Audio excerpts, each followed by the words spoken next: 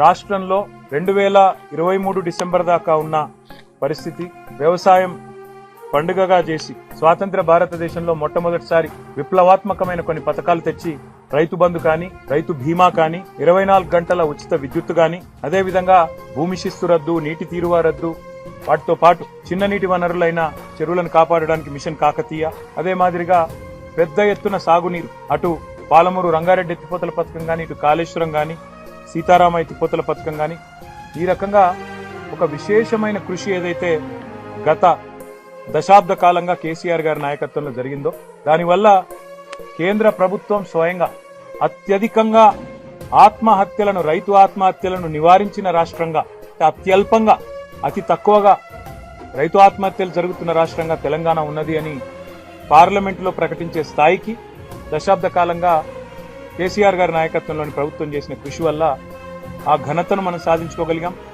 రైతుల ఆత్మవిశ్వాసాన్ని నింపగలిగినాం. రైతుల భూమి ధరలు కూడా పెరిగినాయి. వారిలో విశ్వాసం కూడా అపారంగా నిండింది.